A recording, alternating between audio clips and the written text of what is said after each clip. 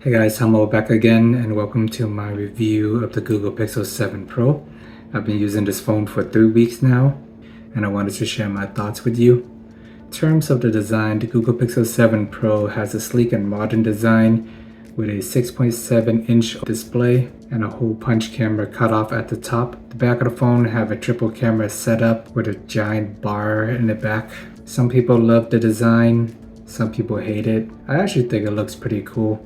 The only annoying part is it does pick up a lot of dust. I went for the white model. It doesn't pick up as much dust like the black model. I used the black model when I had the regular Google Pixel 7, and that one you do notice it a lot more. In this particular model, you do see some black dust around the bar. You look at it pretty closely. The camera bar itself does get scratched pretty easily. I noticed there was a scratch on it from day one, so I would recommend using a case on it. For me, I like to live dangerously, so here's the results of that. It does have an on-screen fingerprint sensor, which works okay. Not as fast as the Galaxy S22 series or the OnePlus, but it is fast enough. I remember when the original Google Pixel 6 first released, it was super slow. Now this one is just a tiny step above that. It's not blazing fast, but it doesn't really bother me. But at the same time, I always use face unlock, so I don't even need to use the fingerprint most of the time, unless I'm trying to access a banking app or something that needs to be super secured. But for the most part, face unlock happens super fast and quick every time I look at it. I don't even need to think about it because it's already unlocked and I could just use my phone. Pixel 7 Pro is water and dust resistant with IP68 rating. That's pretty standard these days across all high-end flagship phones, so nothing special there. In terms of performance, the Google Pixel 7 Pro does not disappoint. It runs on the second gen G2 chip, which is slightly faster than last year. If you compare the 6 and the 7 side by side in terms of performance, I don't think you're really gonna notice that much on a day-to-day basis. But Google did say it is slightly faster. So who knows, some people might notice it, but for me, I think the differences are pretty small. And chips have gotten so good year over year that most cell phone manufacturers don't really need to make it that much faster and better. A lot of the phones are pretty fast and efficient as is. As you can see in the latest iPhone 14 model, they actually use the same chip as last year on the lower end model. And then they reserved the newer chip for the higher end model. I have a feeling Samsung and others on the Android side may follow suit. Usually when Apple does something, the rest of the industry do tend to follow. So I'm be curious to what the S23 series is going to be like there. And I still use my Galaxy S20, which have a Snapdragon 888 chip. It is still plenty fast and efficient, and that phone is more than 2 years old at this point. Long story short, the G2 chip is still pretty decent. Google Pixel 7 Pro.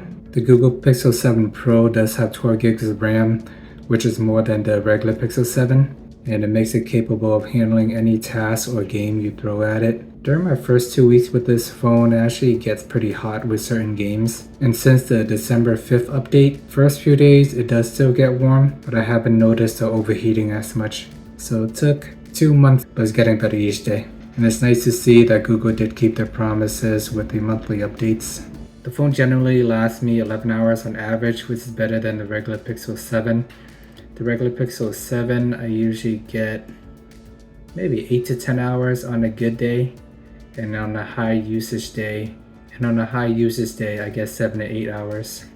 The screen on time with the Google Pixel 7 Pro is 3 to 4 hours for me for whatever reason, which is worse than the regular Pixel 7, where I would typically get 4 to 5 hours.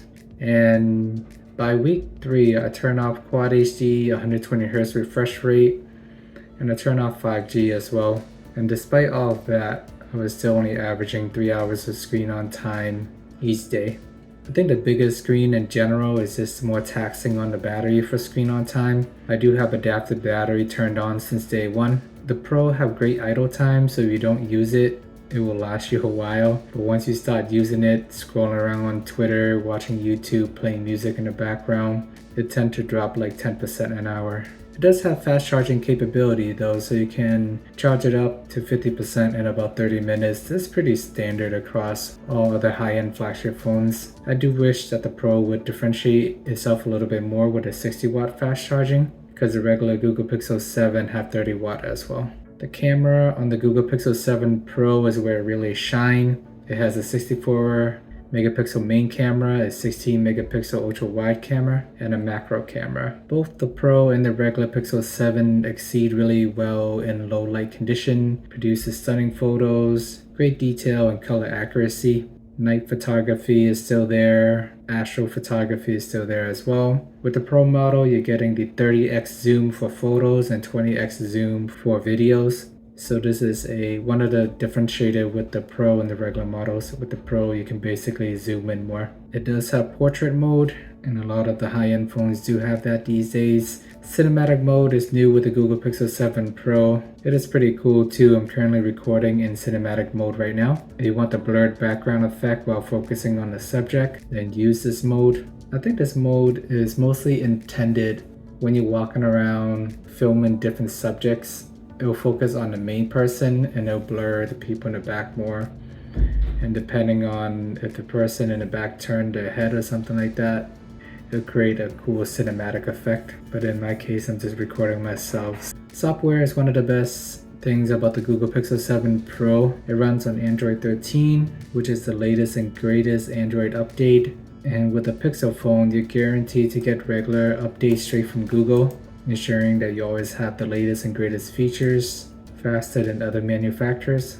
Google is only offering 3 years of update compared to the 4 years from Samsung, but at the same time, Google do have the updates faster, while other Samsung phone is just slowly pushing out their Android 13 recently. The Google Pixel 7 series come with a number of Google signature apps, just like the Google Recording app, where you can look up transcription, search notes. They have speaker labeling.